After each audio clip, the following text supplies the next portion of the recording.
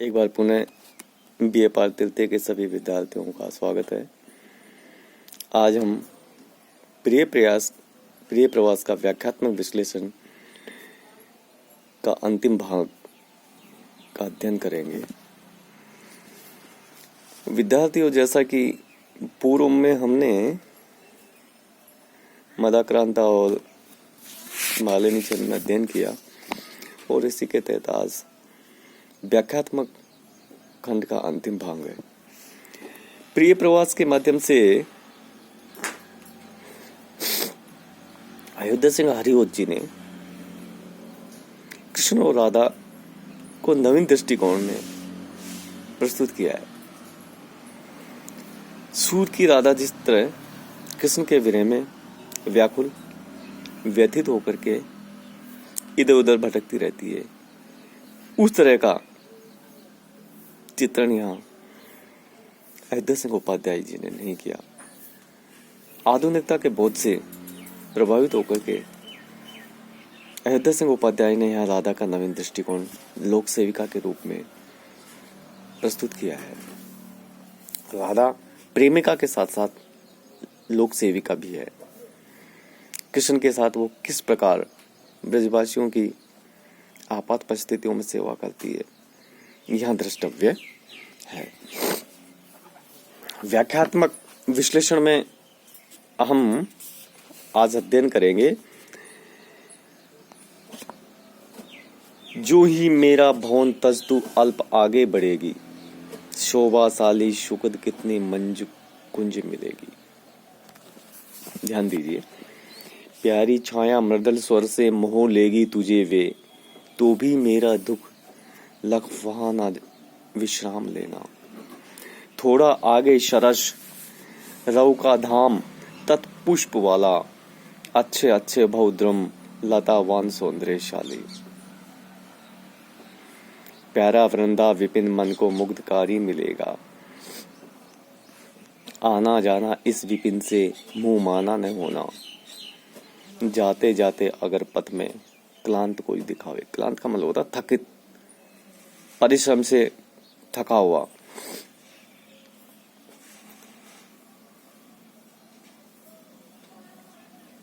जाते जाते अगर पथ में क्लांत कोई दिखावे, तो जाके सन्निकट उसकी क्लांतियों को मिटाना। धीरे धीरे परस करके गात उत्ताप खोना। शत ग्रंथों से श्रमित जन को हास्यतों सा बनाना। संलग्ना हो शुकद जल के शांत हारी कणों से, लेके नाना कुसुम दल का गंध आमोदकारी। निर्धूली हो गमन करना, उद्यता भी न होना, आते जाते पथिक जिससे पथ में शांति पावे। विद्यार्थियों, जैसा कि उपाध्याय जी ने लिखा है कि जो ही मेरा भवन तस्तु अल्प आगे बढ़ेगी। प्रिय प्रयास के षष्ठम सर्ग का यह अंश है। इसमें हरिवंश जी राधा के द्वारा पवन संदेश कृष्ण के पास भिजवा रहे हैं। राधा कृष्ण के विरह में व्यथित होकर के पवन को अपना दूत बना करके कृष्ण के पास जो संदेश भेज रही है, उसी को यहाँ लिया गया है। राधा पवन को संदेश देती हुई कह रही है कि जैसे ही जो ही मेरा भवन तस्तु अल्प आगे बढ़ेगी, जैसे ही मेरे भवन को त्याग करके अर्थात मेरे घर को छोड़ करके तू मथुरा की तरफ आगे बढ़ेगी, शोभा वाली सुगंध कितनी मंजू कुंजे मिलेंगे। मंजू का मतलब होता है सुंदर।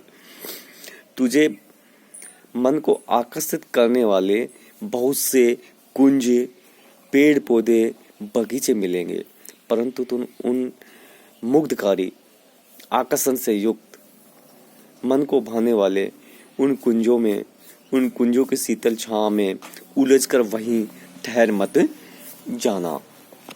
प्यारी छाया मृदल स्वर से मोह लेगी तुझे वे मधुर शीतल सुगंधित छाया तुम्हारे मन को मोह लेंगी, तुम्हारे मन को आकर्षित करेंगी, परंतु तो भी मेरा दुख लग वहां जाने विश्राम लेना। फिर भी तू मेरे विरह से व्यथित दुख का ध्यान करके, लख का होता ध्यान करके, देख करके, उसका स्मरण करके तुम वहां जा करके विश्राम मत करना, कहीं तुम वहां ठहर मत जाना। तुम आगे मेरा संदेश लेकर के कृष्ण के पास पहुंचना। तो इन जो पंक्तियां हैं, इनके माध्यम से राधा पवन से कहते हैं कि तुम्हारा जो लक्ष्य है तुम्हें वहीं जाकर रोकना है।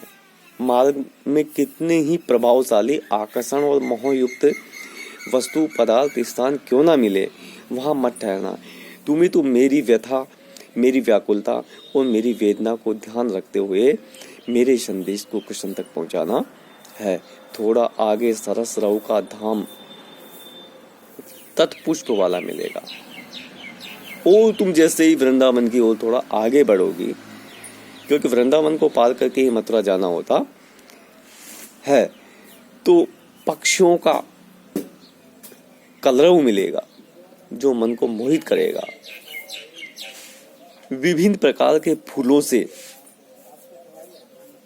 आच्छादित स्थान मिलेगा, जहां चारों ओर पेड़ पौधे फूलों से लदे हुए हैं, परंतु तुम उन सुगंधित पुष्पों के कलरव, मनोमुग्धकारी आवाजों से प्रभावित न होकर के आगे बढ़ते जाना। अच्छे अच्छे बहुद्रम लतावान सौंदर्यशाली और बड़े अच्छे अच्छे विविध प्रकार के द्रम पेड़, बेले बड़ी आकर्षक और सौंदर्यशाली मिलेंगी, परंतु तुम उनके सौंदर्य में उलझ करके वहीं ठहर मत जाना और तुम मेरे संदेश को लेकर के कृष्ण तक पहुंचना। प्यारा वृंदा विपिन मन को मुग्धकारी मिलेगा, आना जाना इस विपिन से मुंह माना न होना। रास्ते में कहीं ऐसे आकर्षक और मनोमुग्धकारी वातावरण के बीच तुम्हें कोई श्रांत, क्लांत, थका हुआ व्यक्ति मिले तो उसके पास जाना भूलना मत। आना जाना इस विपिन से मुंह माना न होना, इस विपिन से दूर न होना। तुम निश्चित रूप से उसके पास जाना और उसकी थकान को दूर करना। जाते जाते अगर पथ में क्लांत कोई दिखावे, और हे पवन, अगर तुम्हें रास्ते में जाते हुए कोई थका हुआ, क्लांत मतलब कोई थका हुआ व्यक्ति दिखाई दे, तो जाके सन्निकट उसकी क्लांतियों को मिटाना। तो उसके पास जाकर के, सन्निकट का मतलब उसके पास जाकर के क्लांति, उसकी थकान को, उसकी परेशानी को, उसके कष्टों को दूर करना। धीरे धीरे परस करके गात उत्ताप होना, और तुम उसके पास जाकर के उसके शरीर को, गात का तात्पर्य तो उसके शरीर को स्पर्श करके उसकी जो परेशानी है, उसकी जो बाधा है, उसकी जो थकान है, उसको दूर करना, उत्ताप होना, उसके परेशानी को, उसकी थकान को, उसकी बाधाओं को, उसकी समस्याओं को दूर करना। सदग्रंथों से श्रमित जन को हर्षितों सा बनाना। और जो परिश्रम की थकान से थकित व्यक्ति है, श्रमित जन थकित है, उसकी सभी प्रकार की थकान को दूर करना। तुम सुगंधित वायु हो, तुम्हारे स्पर्श से, तुम्हारी शीतलता से उसकी थकान दूर हो जाएगी। संलग्ना हो सुगध जल के शांतिहारी कणों से। तुम रास्ते में सुगध, शीतल, सुगंधकारी जल के कणों से मिश्रित होकर के, उससे मिलकर के शांतिहारी, श्रम को दूर करने वाले, थकान को दूर करने वाले जल के कणों से युक्त होकर के लेके नाना कुसुम दल का गंध आमोदकारी। और रास्ते के विभिन्न फूलों के आमोदकारी, मन को पसंद करने वाले गंध को, मन को आनंदित करने वाली सुगंध को साथ लेकर के, उससे युक्त होकर के परिश्रम से थके हुए व्यक्ति के थकान को दूर करना, निर्धूली हो गमन करना, उद्यता भी न होना, और तू धूल रहित होकर के प्रस्थान करना, और रास्ते में कहीं भी तीव्र मत होना, उद्यता तीव्र वेग से, तीव्र मत होना, आते जाते पथिक जिससे पथ में शांति पावे, क्योंकि तुम्हारी तीव्रता के कारण रास्ते में आते जाते पथिकों को मार्ग में बाधा उत्पन्न हो सकती है। इसलिए कहीं भी तुम अपने वेग को तीव्र मत करना, और बड़ी मंद सुगंध और शीतलता के साथ प्रभावित होना, और रास्ते में मिले सभी थकित प्राणियों के संकटों को, उनकी थकान को दूर करते जाना। इस प्रकार इस अंश में राधा पवन को अपना दूत बना करके किस प्रकार कृष्ण के पास संदेश भेजना चाह रही है। इसके अलावा इसमें जो राधा का अयोध्या सिंह उपाध्याय जी ने नया रूप प्रस्तुत किया है, वह लोक सेविका परोपकारिता की भावना से भरी हुई। देखिए, अपनी व्यथा का उन्हें ध्यान है, परंतु साथ साथ वह ये भी बताती जा रही है कि रास्ते में कहीं भी उन्हें थका हुआ, बेचारा और परेशान व्यक्ति मिले तो उसकी थकान को दूर करने का उपाय निश्चित रूप से तू करना, उसको भूलना मत, उससे मुंह ना फेरना। इतना जरूर करना कि मेरे संदेश को तुम कृष्ण के पास पहुंचाना, परंतु रास्ते में अगर ऐसा कोई व्यक्ति मिले तो उसकी मदद भी निश्चित रूप से तुम करना। इस प्रकार इस अंश में राधा का परोपकारी, लोक सेविका, पर दुख का आतरता का भाव हमारे सामने आता है। राधा की व्याकुलता, कृष्ण के अभाव में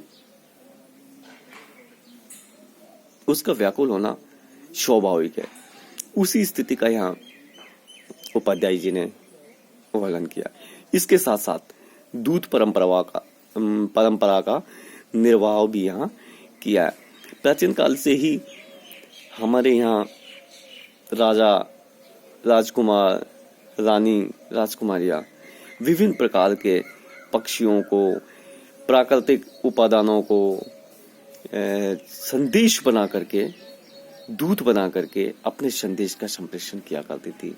उसी परंपरा का निर्वाह करते हुए यहाँ राधा पवन को अपना दूत बना करके कृष्ण के पास संदेश भेज रही है। इसके साथ साथ भाषा में मधुरता है, सरसता है, कोमलता है, प्रसाद गुण है, माधुर्य युक्त है। कहीं भी उपाध्याय जी की भाषा में क्लिष्टता, यह यूं कहे कि नीरसता का समावेश नहीं हुआ है, और पाठक, अध्येता, श्रोता के मन को निश्चित रूप से ये प्रभावित करने वाली है, और सहज रूप से मानस पट पर उतरने वाली है। तो हमने जो प्रिय प्रवास के सिस्टम सर का अध्ययन किया है, उसमें ब्रजवासियों की, माता यशोदा की और राधा के विरह का यह अध्ययन किया है। किस प्रकार कृष्ण के वियोग में ब्रजवासी, ब्रज प्रकृति, माता यशोदा, पवन संदेश से पूर्व हमने माता यशोदा का विरह का अध्ययन किया था। अपने पुत्र के वियोग में माता की कैसी स्थिति हो जाती है, किसी भी कार्य में कहीं भी उनके मन को शांति नहीं मिलती है, और हो भी क्यों नहीं, क्योंकि माँ का पुत्र के प्रति जो वात्सल्य है इतना ही प्रगाढ़ होता है। एक माँ के लिए अपने पुत्र के सिवाय संसार के सभी व्यक्ति, पदार्थ, वस्तु क्षीण होते हैं, हेय होते हैं। यही बात यहाँ हरिओत जी ने दर्शाया गया है। यशोदा को घर के सारे कार्य, सेविका के द्वारा की गई सेवा के कार्य सब व्यर्थ और बेकार से प्रतीत होते हैं। इसी क्रम में आगे हम राधा के विरह का वर्णन करते हैं। राधा की स्थिति दयनीय हो जाती है। वह पवन को अपना संदेश बनाकर कृष्ण के पास से भेजती है और जो भी वो संदेश कृष्ण को देना चाहती है वो पवन को समझाती है। और इसी के साथ हमारा प्रिय प्रयास का व्याख्यात्मक विश्लेषण समाप्त होता है। धन्यवाद।